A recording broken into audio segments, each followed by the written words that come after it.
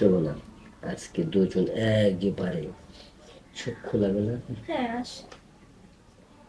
চাচা, এ বলেন চাচা। আপু তো বাসা নাই।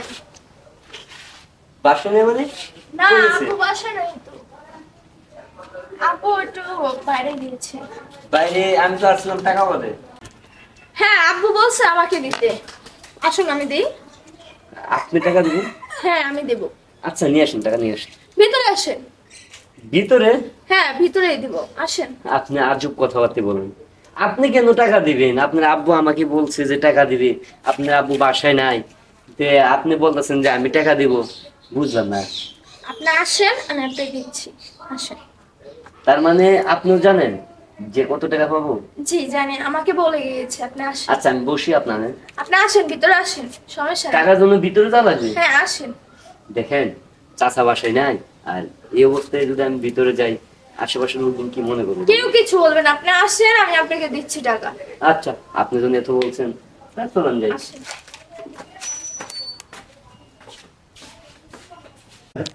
আচ্ছা দেন, চালু করে দেন স্যার। টাকা তো নেবেন বলেন। হ্যাঁ। টাকা লওয়ার আগে অন্য কিছু লোন না। অন্য কিছু? আসলেন টাকা দিছি, টাকা দিবেন, অন্য কিছু নেবো কেন? আপনি কি বুঝেন না বলেন? আপনি কি ছোট মানুষ? হ্যাঁ, আমি কি চাইতেছি বুঝেন না? বুঝতে পারছি। আসলে ছোট্টবেলায় খাইছিলাম তো সুজি, একটু হলেও তো বুঝি। এই বয়সে যে আপনি কি করতে চান না চান সেটা কিন্তু আমি জানি। আর শুনেন, আপনি ভাইবেন না যে শুধু এই কাজটা করলে টাকা শুধু হয়ে যাবে। টাকা কিন্তু শিওর দেওয়া লাগবে। আরে টাকার কথা বাদ দেন না, এখন যে লাইনে আসছে সেটা বললেন না। আসলে কথা কি জানেন, হুম।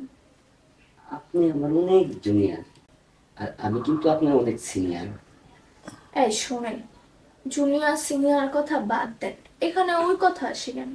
যেটা বলছি সেটার কাজ করেন না। হ্যাঁ, অবশ্যই করবো। অনেক দিন যাবৎ যখন আমি স্কুলে পড়তাম, হুম। তুমি তখন খুব ছোট ছিলে, নাটস নাটস, ছোট্ট একটা পেন করে হাঁটতে অনেক সুন্দর লাগতো। এখন তো আর আমি ছোট নাই, এখন আমি বড় হয়ে গিয়েছি, বুঝছেন? তুমি যখন বড় হইছো, মনের ভিতরে তো জ্বালাটা বাড়ছে। কারণ তার জন্যই তো আমি আপনাকে ডাকছি, বুঝেন না? আগে আমি স্কুলে যেতাম, এখন তুমি স্কুলে যাও, আমার চোখে সামন দিয়ে যাও, মনে হয় যে আমার কলিজার ভিতরে প্রাণ পাখি ছটপট ছটপট ছটপট ছটপট করতেছে, শুধু একটা জিনিসের জন্য। কি জিনিস? তুমি কি বুঝো না? আমি তো সবই বুঝি। আমি জীবনেও কল্পনা করিনি যে তুমি স্ব ইচ্ছায় রাজি হয়ে যাবে। হুম। আজ দেখো, তোমার নিজের স্ব ইচ্ছায় তুমি আমাকে কাছে নিচ্ছো, আর তোমার শরীরের মধু দিবে আমাকে।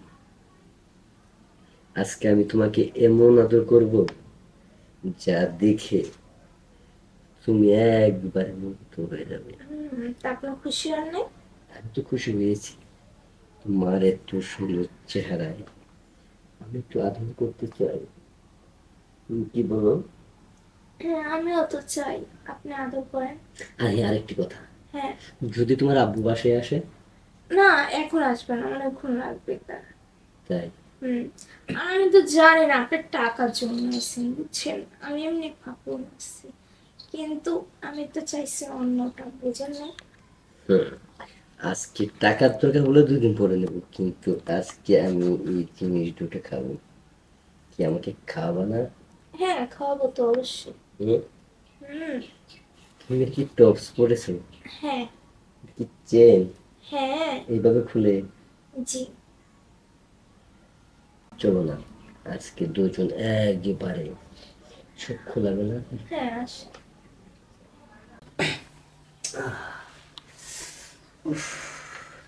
আমার কালাচান ঠান্ডা হয়ে গেছে, ফালপাড়া বন্ধ করেছি।